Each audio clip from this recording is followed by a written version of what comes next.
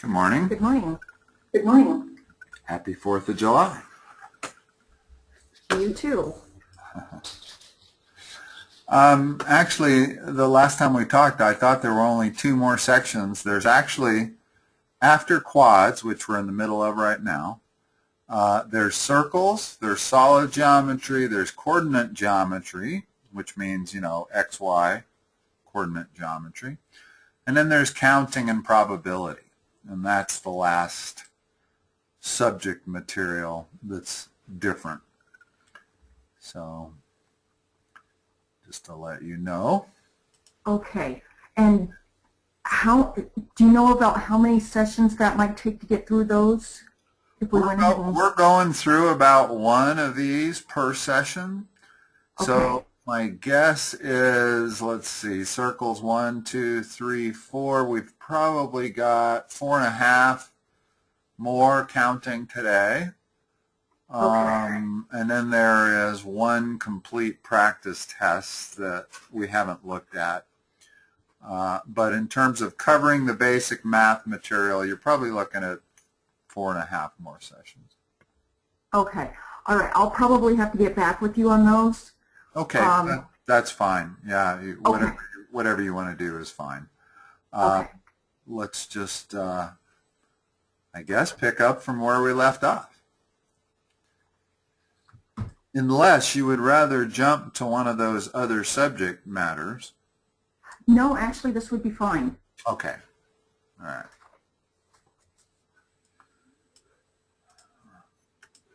Let's see if I can get my mouse to work here. All right.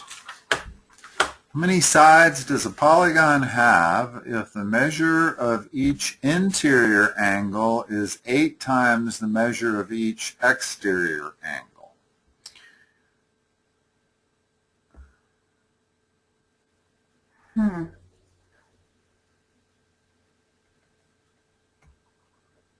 So we have some kind of a polygon here. We're not sure how many sides. And what they're telling us is that this angle is 8 times this angle. That's the interior one. That's the exterior one. Okay. So once again, it looks like we could use the formula of the one angle equaling the other, to 2 angles equaling 180. Okay. 8 times. Do we want to back solve? I know we can't do that because we don't know how many angles. I don't know how to do this one. Plus there's 2 parts to this problem. There's figuring out what this angle is going to be. Okay. And then there's figuring out how many sides there are to that particular polygon, because at this point we don't know. So first of all, let's figure out what this angle is. It's okay for us to say that's 8x and that's x. It's exactly what we want to do when they say the interior is 8 times the exterior. Okay. Now we can say 8x plus x equals the 180 because they're supplementary. So 9x equals 180, x equals 20.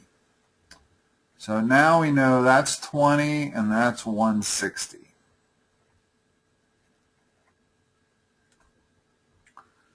Now, there's a couple of ways we can go from here. The easiest is to know, this is something I didn't know until this morning, but it's a useful fact, to know that the sum of the exterior angles always adds to 360. Okay. Okay. So since we have an exterior angle here of 20 degrees, there must be 18 of them. So it has to be an 18-sided object, an 18-sided polygon. Okay. Okay. Now, how else could we have determined that? Well, the hard way would be to work with that angle, 160. And what do we know? We know that n minus 2 times 180 is the total of the interior angles of the polygon. We know this is 160.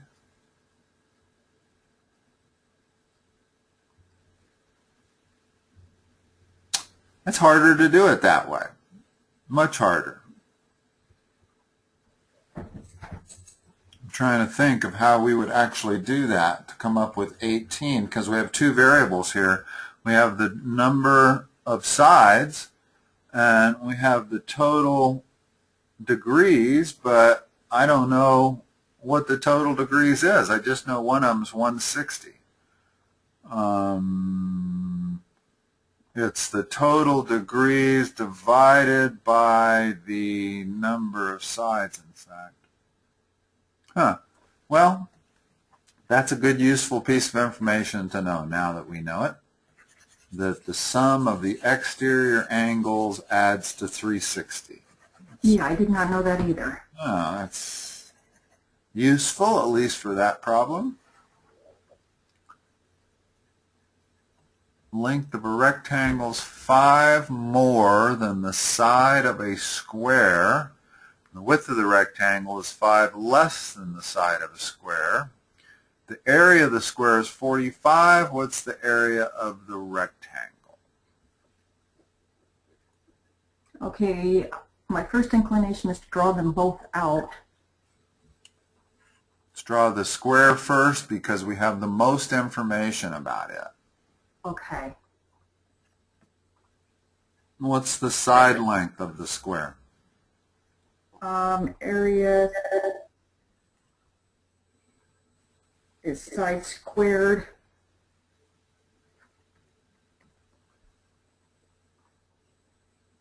So square root of 45. Okay. And that simplifies to what?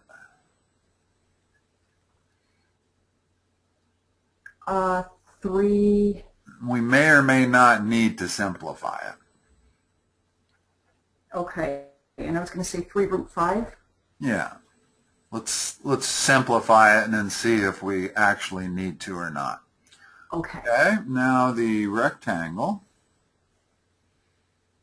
That's probably not the right strategy. Probably the right strategy is to not simplify it and see if we need to or not. But since I've already simplified it, and you need to know how to do that, I think, anyway. Okay, so the length of the rectangle is 5 more than the side of the square. So what's our length here going to be? It's going to be 15 root 5. Okay, not 5 times. Oh, 5 plus. it's 5 more than, okay. Right, not 5 times, but 5 more than. And the width is 5 less than. Okay.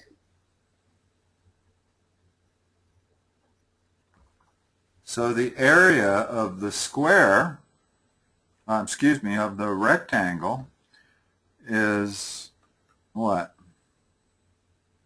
Okay, area of the rectangle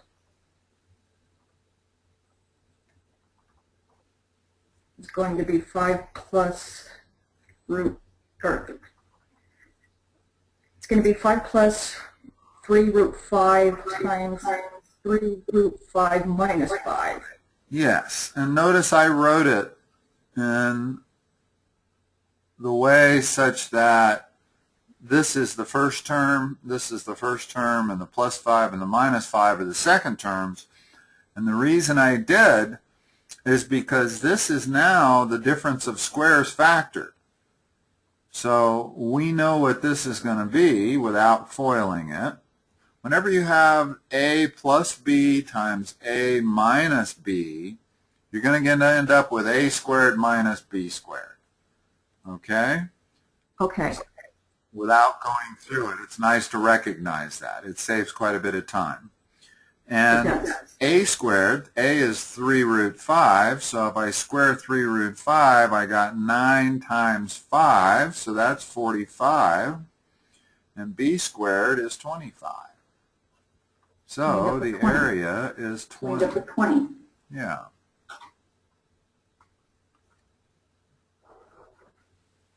And that also would have probably been a little difficult to solve by back solving. That's not a good back solving problem. Because notice, back solving problems are usually when you're asked for a single entity. Well, we're asked for the area, but the area is the product of the length times the width. So it's hard to start with the answer and work backwards when you have two different variables involved. It's like all of the problems where they've asked us, what's the difference? Those aren't good back-solving problems. Or what's the sum? Those aren't good back-solving problems. If they said, what was the length, then that's a single thing, and that lends itself more to back-solving. Okay. Okay, just a little observation that I just realized about back-solving. Okay. Here we have two questions referring to this figure. This dimension is 8. This dimension is, oh, what a surprise, 6. You see why I said that? Okay. Yes, it's going to be a 3, 4, 5. All of them are. They're either 3, 4, 5, or occasionally we saw that 5, 12, 13. But we haven't even seen the next one up, which is, I believe, 7, 15, and 18. I think it's 7, 24, 25. Yes, you're right. That is one. 7, 24, 25. Very good. Yeah. Okay, so let's see. And P is the midpoint of that, as each of these are the midpoints of their respective sides. So what is the perimeter of the quadrilateral MNOP? It is going to be 40. Okay. And what is the area of MNOP? 100. Oh, wait, no. The area of MN, yes, it'd be 100.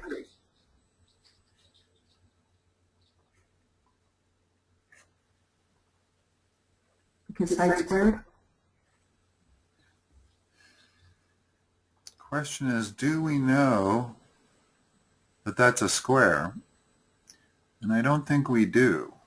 I don't believe these are right angles. For that to be a right angle, that would have to be a 45-degree angle. And a 3, 4, 5 triangle is not a 45-45 right triangle. So the perimeter was easy enough, just multiplying 10 by 4. But the area is going to be a little bit harder.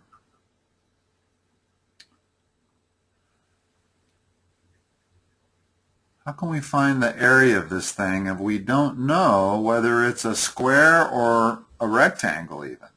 In other words, this might be a parallelogram, in which case we would have the base times some vertical height, but that vertical height, I don't see how we're going to get it. So put a line through MO and create 2 more triangles. And we know that one side is 10. That still doesn't help. Actually, that does. That helps a lot. What is the dimension from M to O?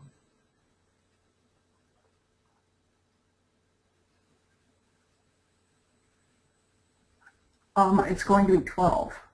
Right. So now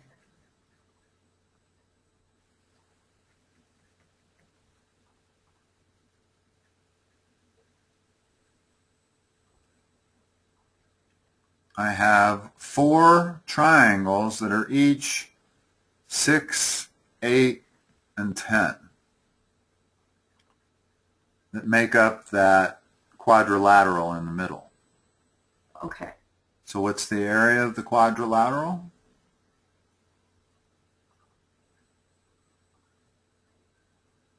isn't it going to be I'm still coming up with 100. Well, let's take the What area am I doing wrong? take the area of each of these triangles, 1/2 base times height, so it'd be 24. Okay. And we've just proven that there's 4 of them, and each one of these is 24.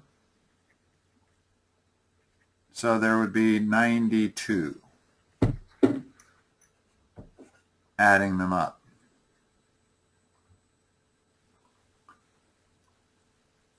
Now, Okay. before we leave this problem, I'd like to give you a little different technique that I think is actually easier. Ends up being the same thing, but I believe it's easier.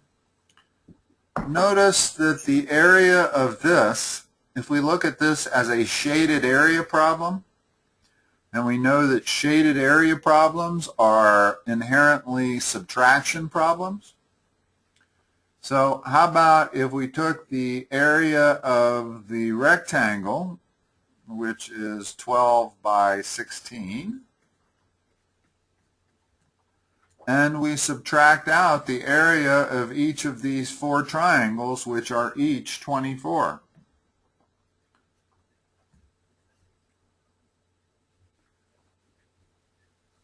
Which, notice, gives us the same 92 that we would have gotten. In other words, 12 times that, or does it? What's 12 times 16? 96. Well, actually, I did it by 2 already. 196 minus 92 is 104.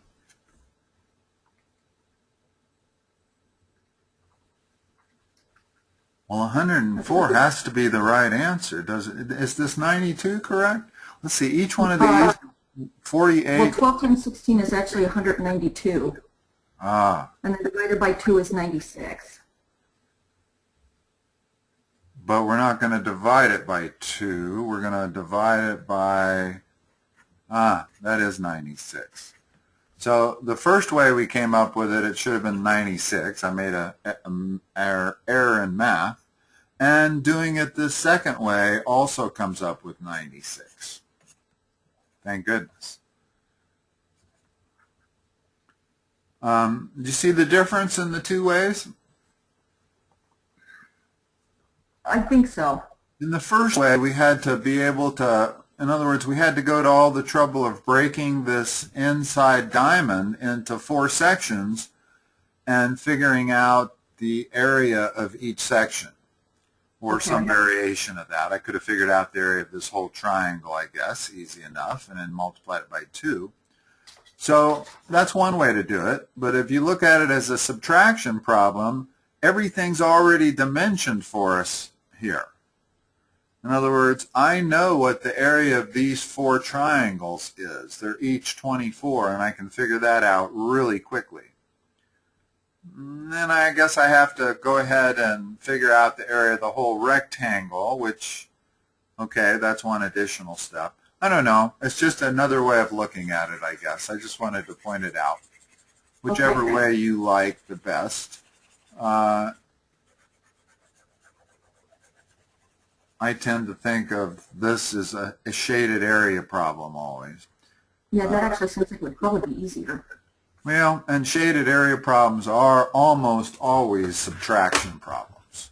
You rarely are able to figure out the shaded area on its own. The only way to normally do it is to treat it as a subtraction problem. Okay, let's see.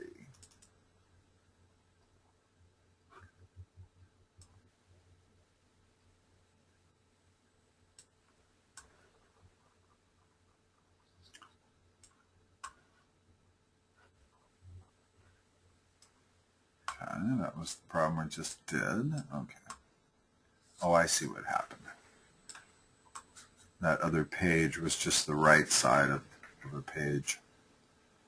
Wasn't the one I photographed on its own.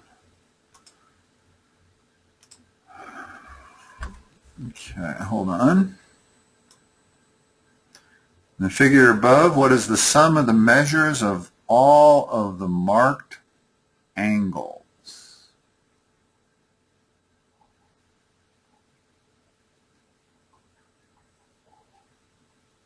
Okay, so they're actually looking for the outside angles. Well, notice that this concept of exterior angles, let's look at it.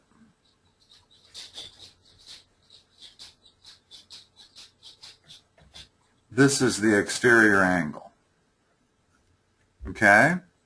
So we know the sum of all of those is 360, but we've got more here. Every vertex has an exterior angle here, and then this other thing over here, in other words, an exterior angle going in the other direction, basically.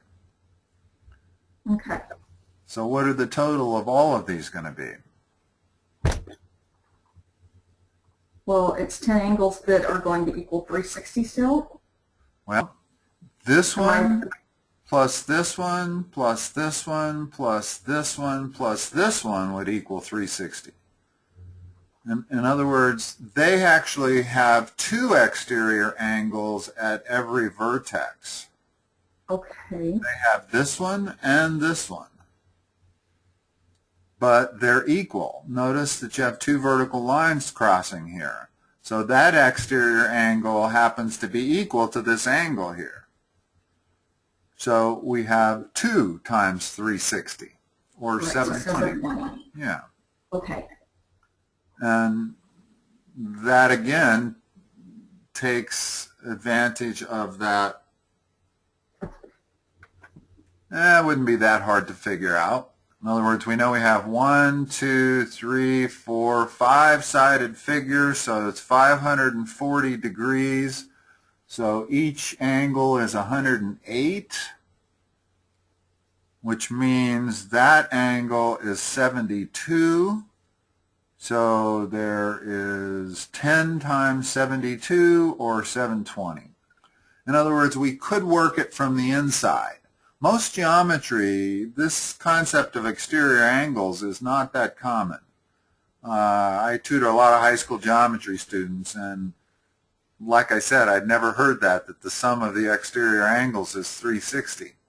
We're usually working with the inside angles, which work, but that little fact that they add to 360 is a pretty good shortcut on at least a couple of these problems.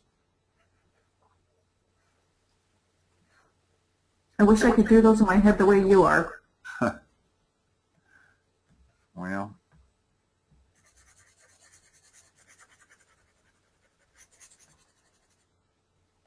all right. In quadrilateral, let's see, they don't give us a picture, do they? Okay.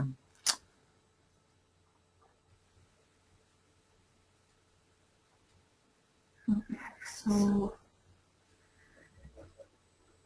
Sometimes you need to draw a picture, but sometimes you don't.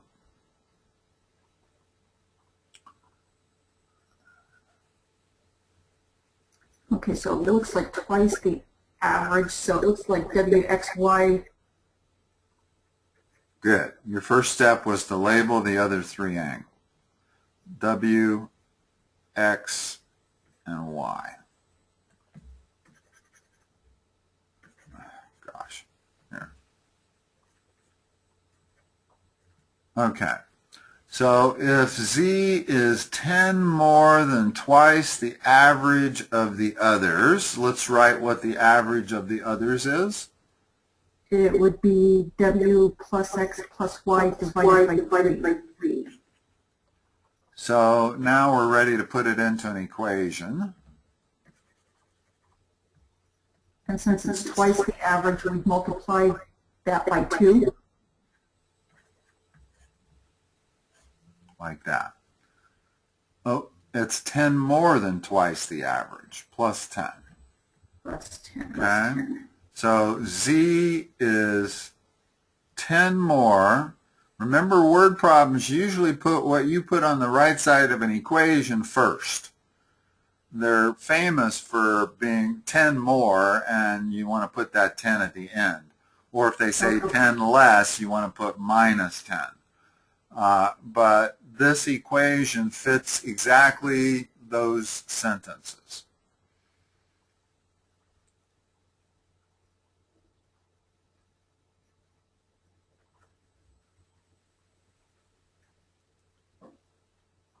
Okay, so then we'd have 2w plus 2x plus 2y divided by 3 plus 10 equals z. Okay, now 2w plus before you dive into the algebra, is there an easier way for us to go at this point? Remember this last, yeah, and the key is, what is the measure of angle z? Well, if I guess at what the measurement of angle z is, then I'll know what w plus x plus y is, because I know that all four of them have to add to 360. It's a quadrilateral. In other words, I could put another equation here, z plus w plus x plus y equals 360, but yeah, and then w plus x plus y would be 360 minus z, which I could substitute for there and solve for z. In other words, here's the algebraic way.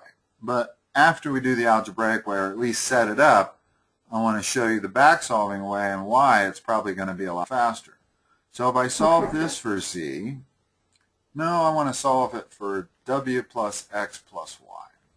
So w plus x plus y equals 360 minus z.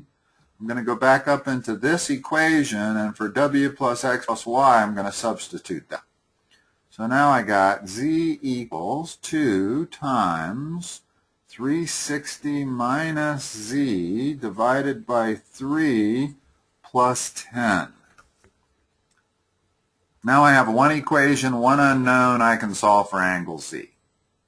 Okay. It's going to be a little tricky algebra. Not that tricky, but doable.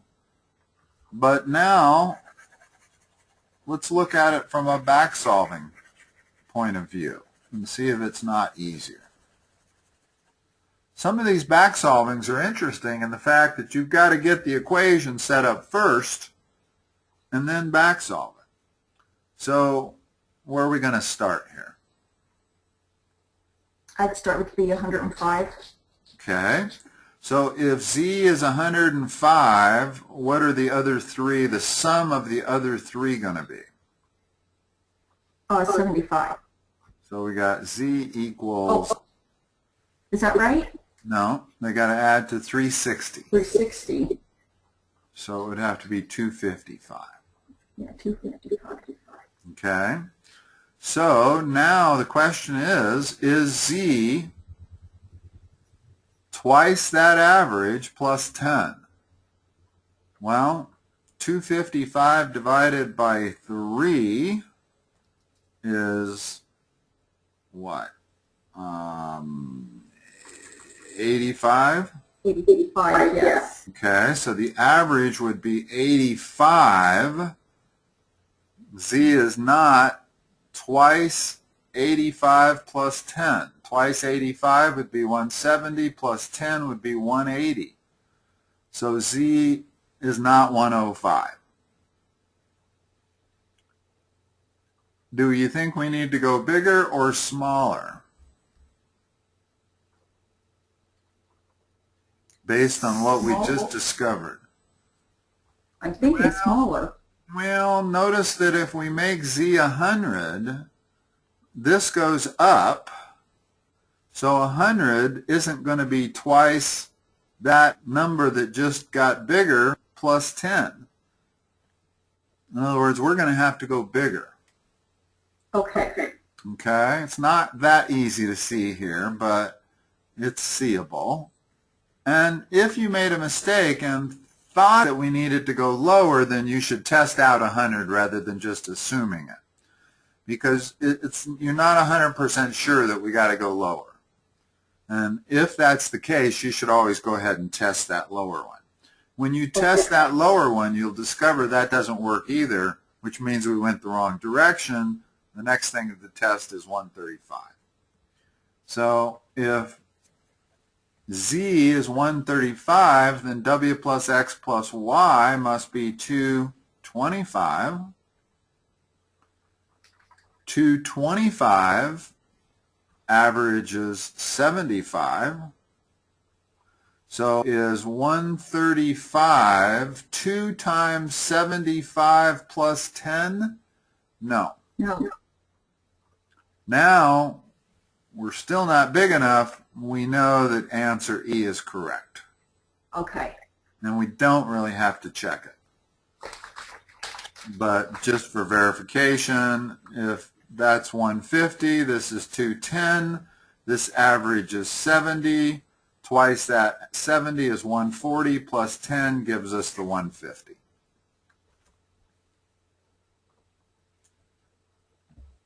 Quite honestly, I don't think there's any way to know that it was going to be a high number or a low number, merely because this is a fairly complicated thing. It's difficult for us to guesstimate what z might be based on this formula. But the real key is getting this formula. I still think, I don't know if you agree or not, but I still think back solving was significantly easier than the other way. Yes. Primarily because the other way actually required you to make this formulation.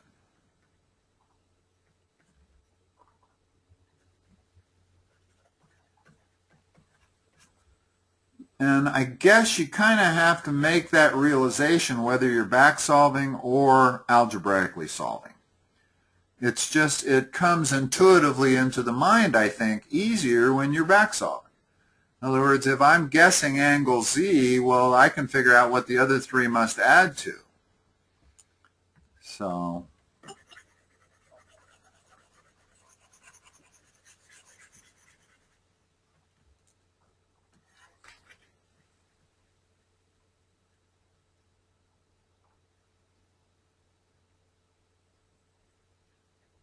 okay, so M is the midpoint and N is the midpoint.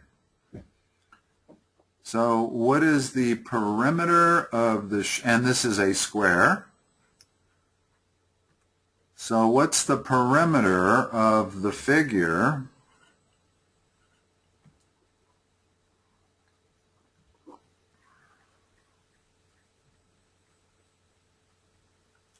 so I should make the whole square here. We know this is 2. What other measurements can we put on here immediately? One between M and B, and one between N and D. So we can put all of those. Right. And for the perimeter, we're going to need the lengths of these. What's the length of this one? I'm not sure which one you're looking at. The top left. Oh, that one. White triangle. It's 1 square root 2. Okay, because we know that that is a 45-45. Right. Because that's equal to that, making that isosceles, making that a 45-45. And the length of this second, the diagonal of the square? Is going to be 2 root 2. So the perimeter of that gray area? Is 2 plus 3 root 2. Good. And the second question must be the area of it. Naturally, it's on another page. Let me open this other page up.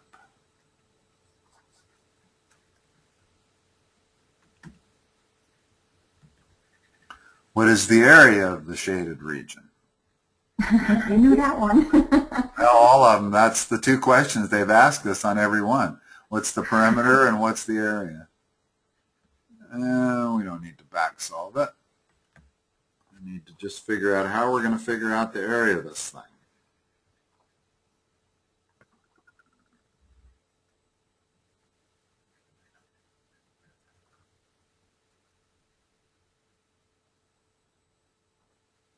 would we maybe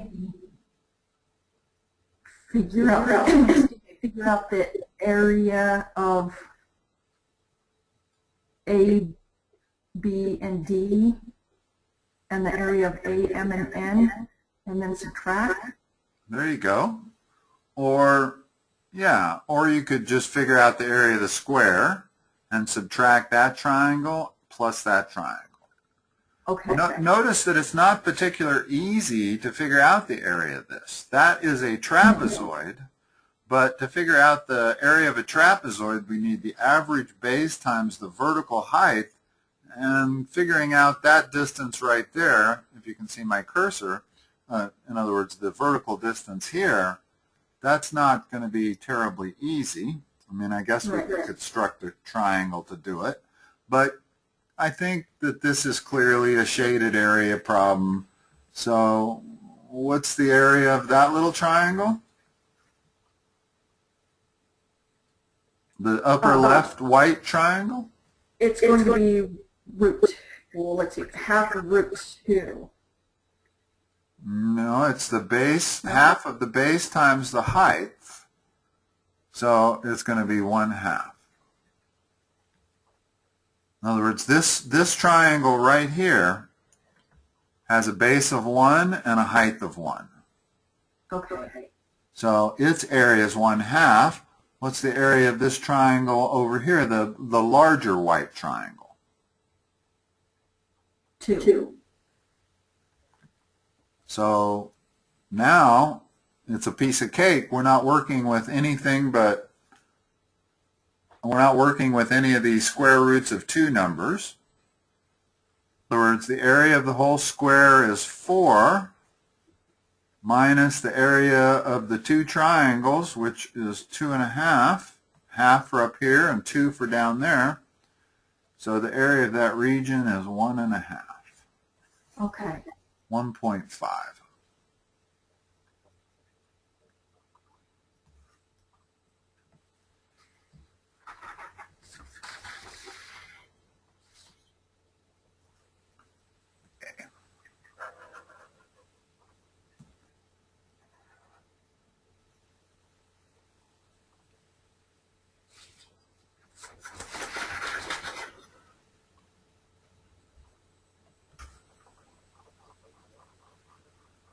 I guess the next major advancement in cell phone technology is going to be an automatic stabilizer for people like me. That here, obviously, I was holding the camera a little bit more still. Are you still thinking about one of those Galaxy S4s? Yeah, I don't know if they have that feature or not. My son keeps trying to talk me into it, but I don't know. I'm pretty happy with mine. I wouldn't mind the 13 megapixel camera, but it may, you know, if you're not holding the camera steady, I'm always holding it with just my hands. It might not matter. I don't know. All right, let's see. The area of AED or the area of EDC.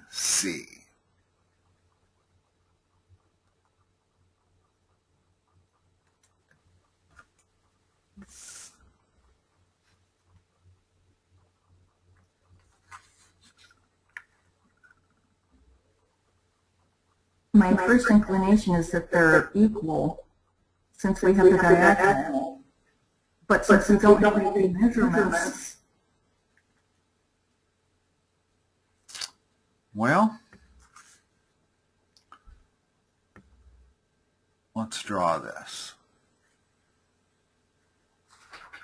That's a good inclination. They are equal.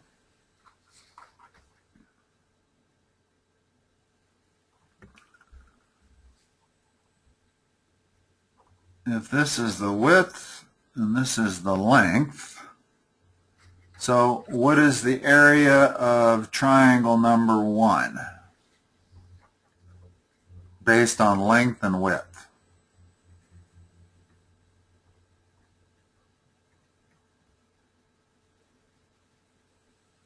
We know it's, in other words, that measurement right there is half W, correct? Yes. Yes. So it's 1/2 the base times the height, which is half W, or 1/4 length times width. That's triangle number 1. Triangle number 2 is 1/2 W times 1/2 L, which is its height. In other words, this height right there is 1/2 L. This is triangle number 2, because when you figure out that area, you also get 1/4 LW. Okay. So that's equal to that.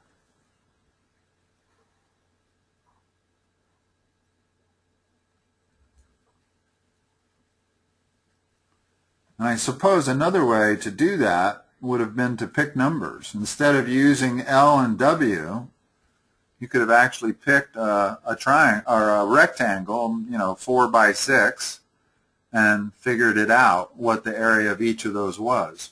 Pretty easily. And that actually is an easier way to think about it, I think. It's hard sometimes to come up with an answer in terms of 2 variables, but much easier to come up with an answer if you've put some numbers on it. Right. In fact, I like that solution better, is to actually pick numbers and see. Okay, let's see. What do we have here? This is a parallelogram. Definition: opposite sides are parallel and equal.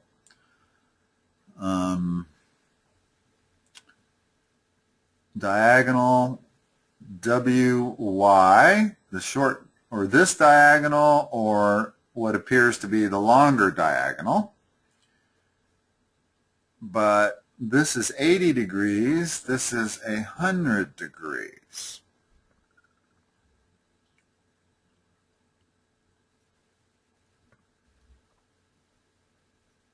I have no idea.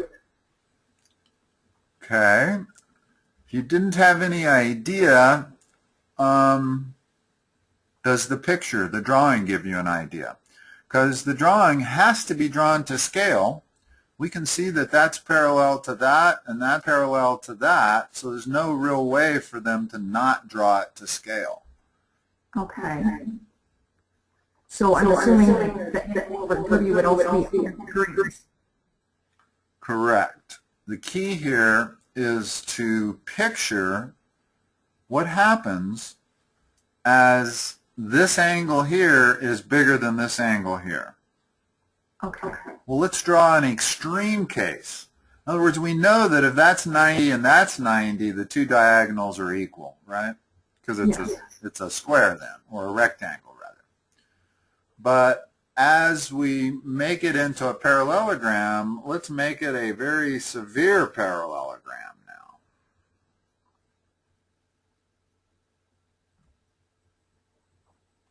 Now if I draw the 2, in other words, where this angle here is quite obtuse, this angle here is quite acute. In other words, this exaggerated. And now which diagonal is clearly longer? The ZX.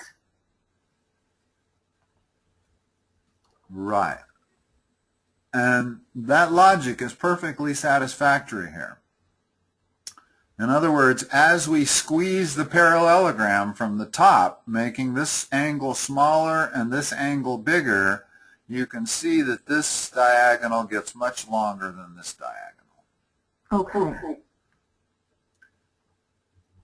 This is not going to be a geometry problem where we solve for the length of xz and solve for the length of wy. And the reason it isn't is because we don't have standard angles here, for one thing. We're not looking at 30-60 or 45-45. Yeah, that's not entirely true. We know that's 40. That's 40, and therefore that's 100. But definitely the more complicated way to try to figure out the measurement. Well, and we don't have any numbers anywhere either. We merely have letters. So the best we'd be able to do would be to figure out these diagonals in terms of A and B, and then figure out this diagonal in terms of A and B, and compare the two. But definitely easier to solve graphically, and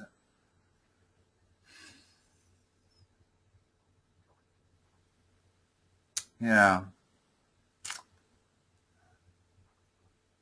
I guess the key thing you have to realize is if that was 90 and that was 90, those two diagonals would be equal. Okay. So the question is, the longer the diagonal, the bigger difference they get. Okay. Okay.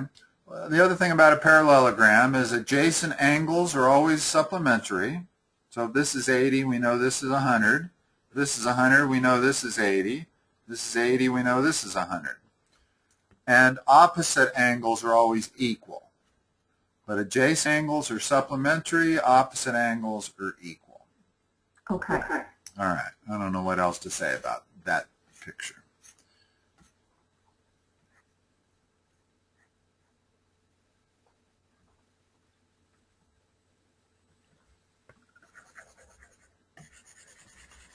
Okay, the perimeter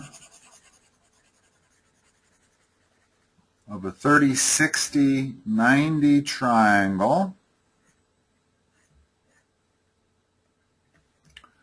or the perimeter of an octagon, each of whose sides is x, well, that's clearly 8x, right?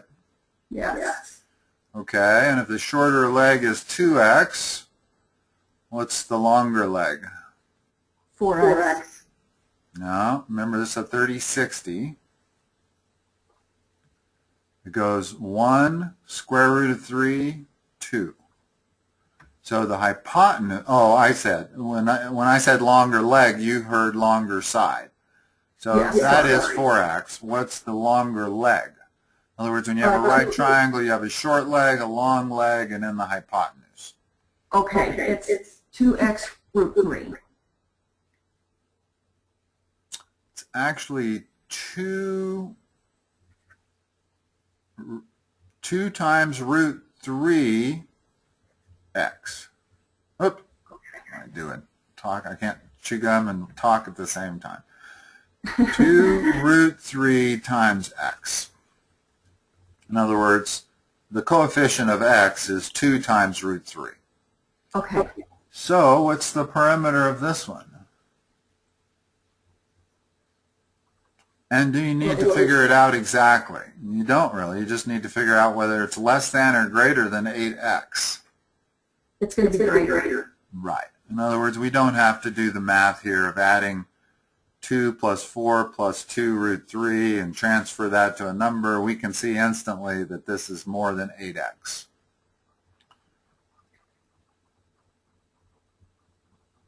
Okay.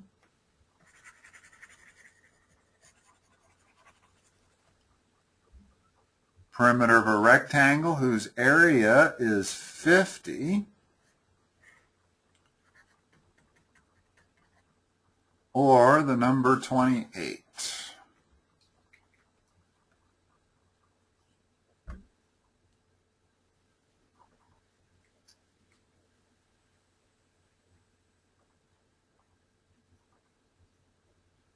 Okay, well, area would be width. But we can have 1 times 50 or 2 times 25. So can't be determined. Okay, I like your thinking. However, there's a little bit of a trick to this question. You're right. It could be 1 times 50, which is a huge perimeter, certainly greater than 28. Or it could be 2 times 25, which is also greater than 28. So let's make sure, how small could it be? What's the most efficient shape for the perimeter, given a given area, the perimeter a square? is always the most efficient shape in the same way that a circle is the most efficient shape. So the lowest perimeter possible would be a square, and each side would have to be square root of 50. Well, square root of 50 is what? 7 and change. So what's the perimeter of this square? It's going to be over 28. Right. In other words, there's no way to make a rectangle area 50 without a perimeter that's greater than 28. And that's not an easy thing to know. But this concept of a square being the most efficient perimeter is correct. In other words, if you give a rancher a certain amount of wood fencing material and say, build the largest area you can in the form of a rectangle, he's going to build a square. Okay. Okay? Given X amount of fencing material, the best shape you can make to maximize the area is a square. If he says put it into any shape you want, you're going to put it into a circle. That's going to maximize the area even more. But if you're limited to a rectangle, a square is always the most efficient area, Okay. given a certain amount of perimeter.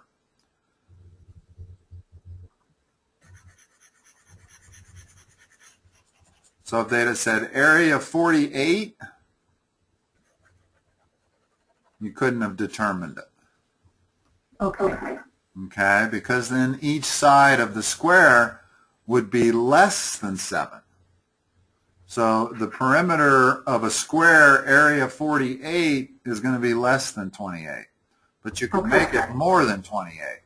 I kind of like this problem better if this number is 48 instead of 50. Because if it's 48, you can't determine it. And that's good logic to know. Unfortunately, the people that are just smart enough to know that are liable to miss this problem.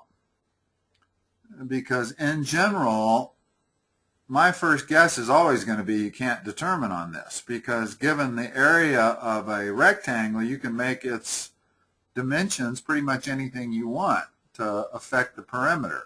But you can only make them so small. Okay. That makes sense. Yeah, it's a tough problem, but okay. In this parallelogram, TR bisects this angle here.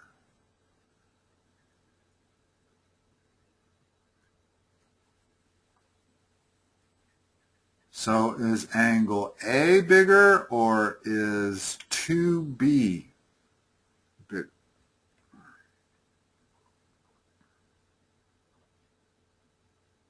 Again, I'm inclined to say it can't be determined because we don't have any numbers.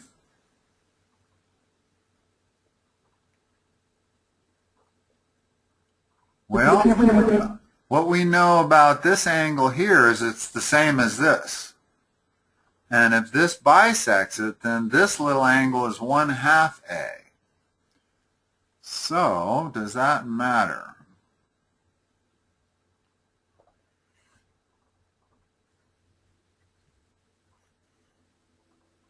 Great. In other words, if this is 1/2 A and this is B,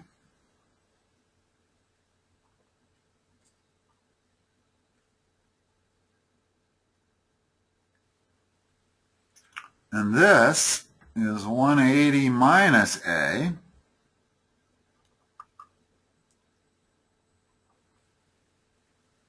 so I could write an equation B plus 1/2 A plus 180 minus A is equal to 180. You know what happens? That's a good thing because the 180s cancel. So now I have B plus 1/2 A minus A equals 0. So now I have B minus 1/2 A equals 0.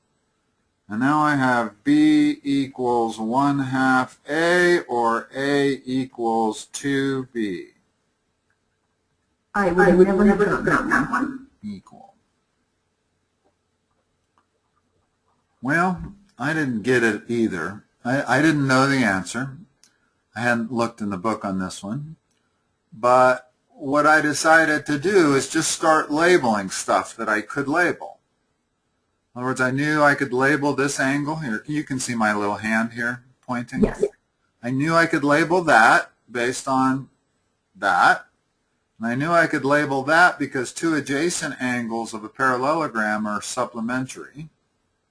And then since I knew all three angles in this triangle, I could add them up and set them equal to 180 and see what happened.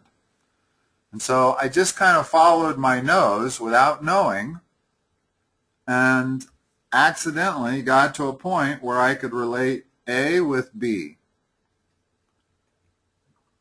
That's pretty much was my process here. Okay. Okay? All right. Let's see. There are just 20 of those. Yeah, there must have been. Well, hold it. Let's see. Yeah. All right. Well, I guess we should probably, that's a good stopping place. We ended quads. So that changes my estimate a little bit. I thought we were going to get a little further today. We got circles, solid. We got at least four more sessions to finish these out. And I say at least because some of these could be a little more difficult than we've been doing. Okay. I don't think the circles are going to be. I think those are going to be easy for you. Solid geometry could be a little tough. Coordinate geometry is going to be easy. Counting and probability could be a little tough. So I don't know. I haven't really looked at those questions that much. I'm just thinking that subject matter usually gives people a little trouble. It doesn't. I don't know if they'll get into combinations and permutations or not. If it's just probability problems, those aren't too bad. If it's just counting problems, those aren't too bad. But if I say there's 6 teachers and take two at a time, that involves combinations and permutations, which could be tough. It might. I know the GMAT does cover combinations and permutations. That kind of represents its highest level of degree of difficulty. So we might need to know a little bit about it. Okay. Okay. Okay, well, I will get back with you and let you know if I'm going to be able to do any more sessions or not. That's fine. Absolutely fine. Yeah. Just go ahead and So schedule it. I was going to say before we leave, I have to tell you too that I ran into a couple of clock problems. Oh, you did? I did. Your practice ones. Well, good. Did you know how to do them? I did. Well, good. I got them right. Good. Good. Okay. So thank you, and I will be getting back to you. You're very much welcome, and good luck to you if we don't have any more sessions. Okay. But I'll perhaps talk to you again. Yes, and happy 4th again. You too, Angela. Thank you. Okay, bye-bye. Bye-bye.